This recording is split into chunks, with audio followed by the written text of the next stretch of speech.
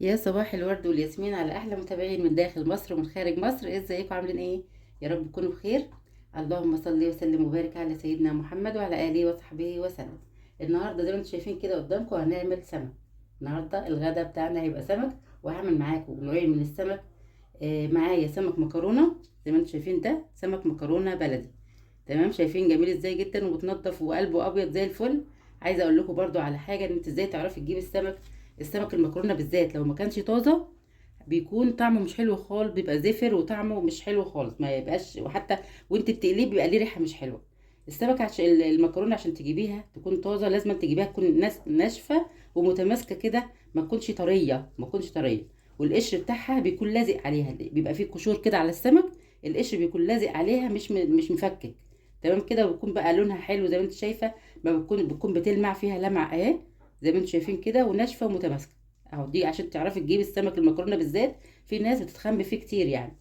فحاولي تركزي في وانت بتجيبي السمك المكرونه بتنضفيه طبعا كويس جدا، او بتخلي الراجل اللي هو بتاع السمك بينضفه لك ويسيب لك الراس بتاعته دي كده، ويشيل الخياشيم اهي منها وتغسليها. يعني دي شفت وريت لكم دي برضو اهي، الخياشيم دي بتتشال وتسيبي الراس. في ناس بتقطع الراس براحتك يعني خالص، لو عايزه تشيليها شيليها. لكن هي بتدي منظر حلو للسمكه بتاعت المكرونه. تمام كده، تغسلي طبعا بالليمون وتنقعي وتحطي قشر الليمون معاه عشان ما يبقاش ليه ريحه زفاره خالص. شايفين السمك اصلا واحده من واحده. تمام كده، وبقى فيه كمان خط زي ده كده اهو، زي ده بتشيليه طبعا خالص وتستبعديه. ده كده اهو. تمام. فانا هشطفه لسه برضو. وريت لك برضو، حبيت اوريكم الحاجه اللي زي دي يعني. تمام، بتشيليها كلها تنضفيه، تخلي قلبه ابيض زي ما انتم شايفين كده. معانا كمان السمك ده نوع تاني اللي هو قشر بياض اهو، متنضف برضو من، انا جايباه كده بصراحه جاهز من السوق. بيعملوا فيه قشر بياض انواع كتير، ففي يعني قشر بياض بلدي وانواع تانية كتير. النوع اللي يعجبك هاتيه. ده سمك قشر بياض ما بيبقاش فيه الشوكه الا هي دي بس، الشوكه اللي هي اللي في الجنب بس. لكن اللحم كله ما فيهوش شوك. تمام كده، جميل جدا يعني. هتلاقي السوق بيبقى فيه كل انواع السمك اللي انت عايزاها. تمام، هنعمل ايه بقى التتبيله بتاعتنا؟ انا معايا توم، معايا فلفل اخضر على احمر مفروم. لو عايز تحطي شطه معاه حطي براحتك، لو مفيش شطه او ما بتحبيش الشطه بلاش، استبعديها خالص. ده توم مفروم معاه فلفل اخضر بارد، على فلفل احمر حامي. تمام، معانا كمان حوالي يعني ليمون بقى، كتري من عصير الليمون. انا عامله حوالي تقريبا 10 ليمونات كبار عصراهم كده زي ما ادونا فنجان صغير من عصير الليمون. تمام كده. التوابل اللي انا بحطها مش كتير بقى على السمك، ما بحبش بصراحه احط توابل كتير. يعني الاساسي في السمك اللي هو الكمون، وكمان اللي هي كلفه السمك اللي هي بهارات السمك، معلقه كبيره منها. وكمون بقى معلقتين كبار زي ما انت عايزه، يعني زي ما تحبي كتري الكمون براحتك. وملح، بس دي كل التوابل بتاعتنا. هغسل السمك ده اشطفه تاني اللي انا عملتها، وارجع اتبله معاكم. ورجعنا تاني، هنبدأ دلوقتي نجهز الخلطة اللي هي بتاعة السمك اللي احنا قلنا عليها. بسم الله الرحمن الرحيم. هجيب شوية من الهريسة، يعني يعتبر هريسة مش شطة بقى، هريسة فلفل أخضر على أحمر. هنحط شوية منها على حسب كمية السمك اللي عندك. الأسماك يا جماعة انتوا عارفين جميلة جدا ومفيدة، وخصوصا احنا دلوقتي في الشتاء. فالأسماك احنا عندنا بصراحة في مصر بنحب ناكلها في أشهر معينة، بتبقى طازة وما بيبقاش فيها، يعني بتبقى أكلها مستحب في الشهور دي اللي بتبقى فيها حرف الراء. اللي هي مثلا زي سبتمبر، أكتوبر، نوفمبر، ديسمبر، يناير، فبراير، مارس، إبريل. احنا بناكل السمك في الشهور دي، بتبقى مستحب أكلها في الأشهر دي بصراحة يعني. هنحط بقى عصير الليمون بسم الله، وهنحط الكمون. اي بقى خلطه باقيه منك من الخلطه دي بتشيلها في كيس في الفريزر. كمان معانا اللي هي الكلفه بتاعت السمك، بهارات السمك معلقه كبيره. وهنضيف الملح اللي احنا عايزينه برضو. بسم الله اهو، على حسب برضو الملح، على حسب الكميه. حاولي ما تحدقيش السمك قوي. يعني السمك احنا مش عايزينه يكون حادق، خلي بالك يعني من الحته دي. تقلبي بقى كل الخليط ده ببعضه كده. احنا هنعمل السمك ده مقلي، مش هنعمله ايه صينيه يعني. انا هعمل كمان ده. ده على فكره ممكن تعمليه اللي هو السمك اللي هو القشر البياض ده، ممكن تعمليه زي ما هو شرايح كده.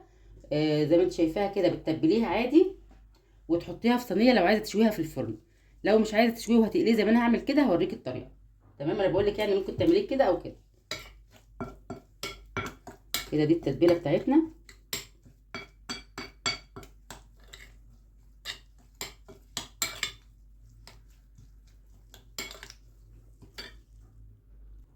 كده خلاص التتبيله بتاعتنا تمام. هركنها بقى على جنب وابدا اشوف السمك اللي انا هقطعه ده معاكم.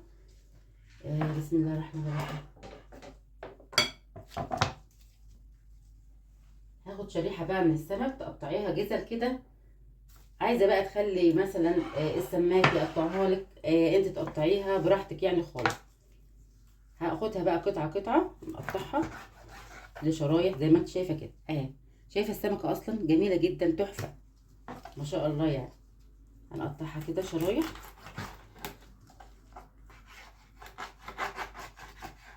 اهي. شايفين طبعا كده قطعنا دول. هناخد دي كمان شريحتين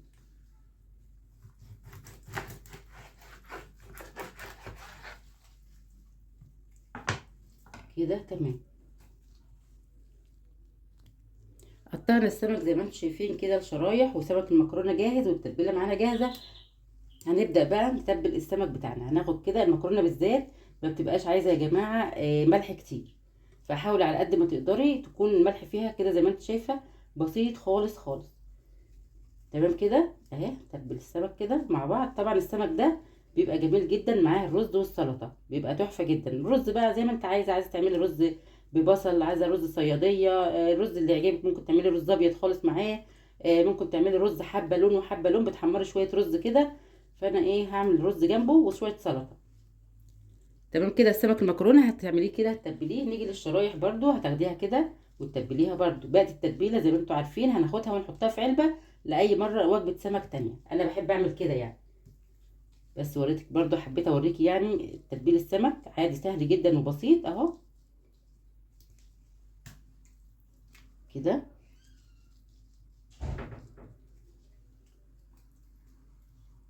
شايفين ما شاء الله التتبيله ريحتها خطيره جدا كده.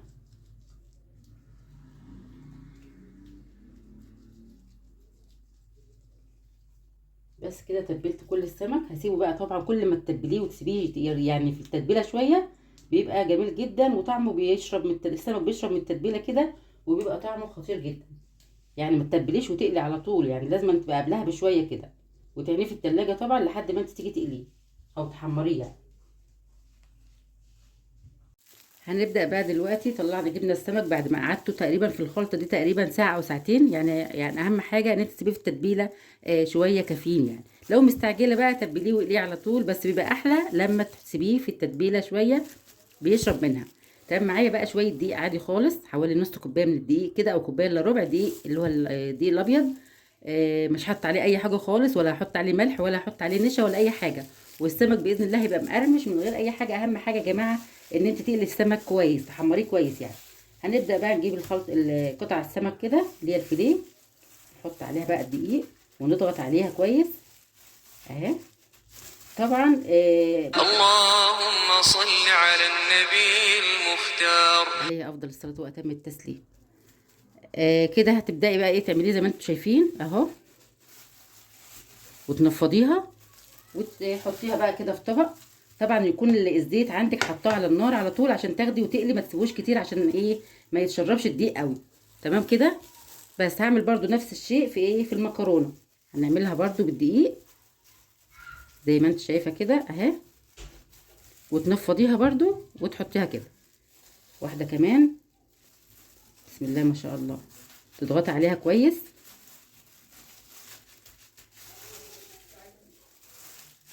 كده. بس كده هنروح على البوتاجاز بقى علشان نعملهم مع بعض.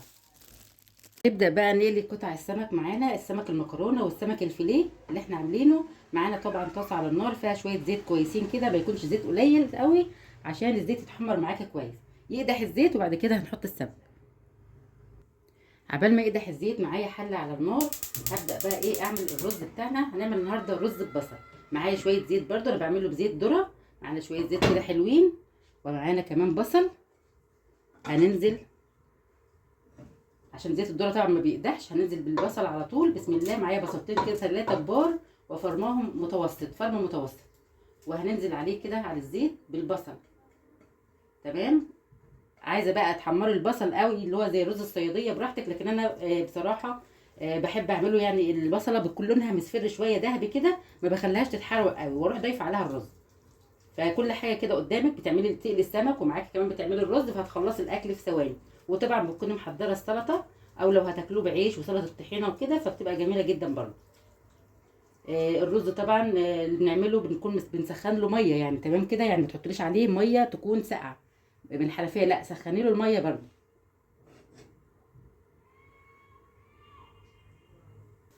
هنبدا بقى نضيف قطع السمك، بسم الله، منفضينها كويس من الدقيق زي ما انت شايفه متشربه الدقيق اهي. وهبدا بقى انزل، بسم الله الرحمن الرحيم. اهم حاجه قلي السمك يا جماعه يكون تقليه كويس وتحمريه كويس، هيطلع معاكي مقرمش من غير ما تضيفي نشا ولا اي حاجه خالص. بسم الله. انا هقلي السمك ده قبل المكرونه، لان المكرونه بتبقى ليها ريحه تانية كده خالص. بسم الله الرحمن الرحيم. طبعا ما نقلبش السمك وهو كده، لازم لما يحمر من تحت الاول نروح قلبينه الناحيه التانية.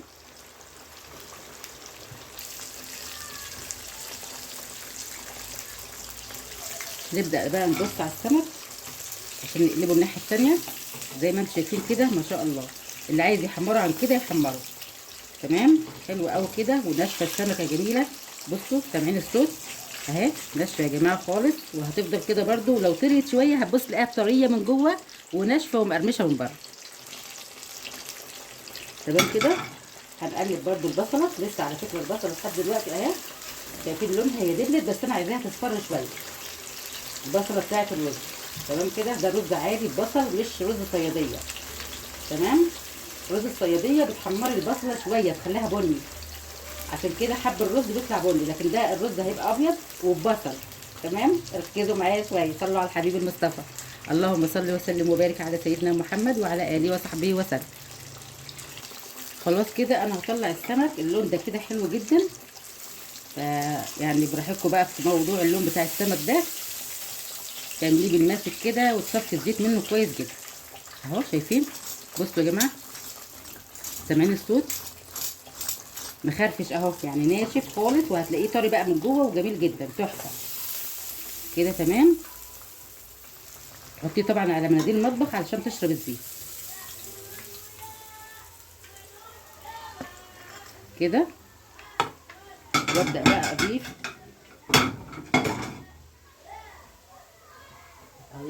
مره كمان، بسم الله.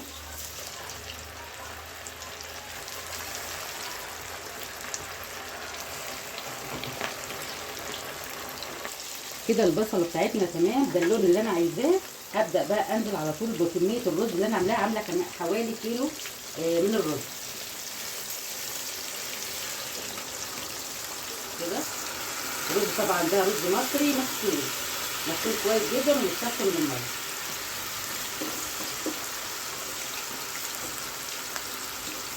كده تمام، كله تمام. ونقلب، شايفين كل حاجه متعلق عليها اهي.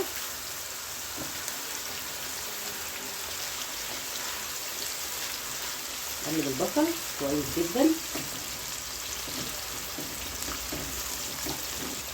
وهنضيف ايه بقى؟ انا هضيف شويه من الفلفل الاسمر عليه كده، وكمان كمون وشويه كزبره، بس كده. دي التوابل اللي انا بحطها، والملح هحطه طبعا. ونقلب، اهم حاجه التقليب كويس.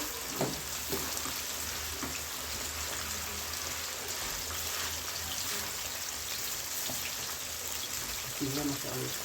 عايزه اقول لكم ريحه الرز كده والتقليه والسمك مع بعض ضاربين الدنيا شايفين اهو. في ناس ممكن تحط عليه كركم على الرز يعني، لكن عندنا بصراحه مش بيحبوا الكركم على الرز، فممكن تضيفي معلقه كركم كمان على الرز، ده بيبقى لونه اصفر وتحفه جدا.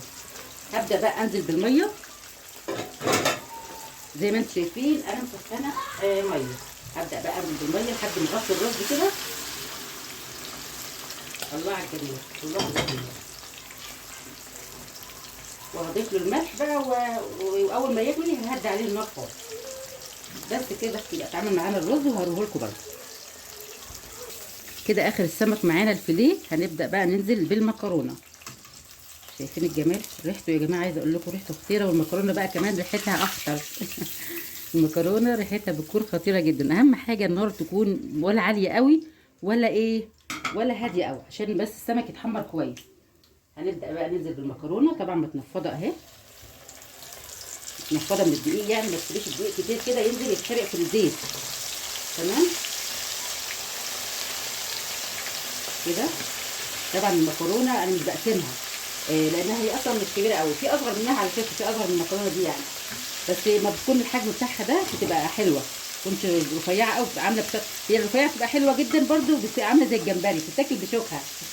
لكن دي طبعا بيبقى فيها شوك شويه فبتنضفيها يعني. برده ما نقلبهاش غير لما تتحمر من تحت كويس جدا، وبعد كده نقلبها على الوش التاني.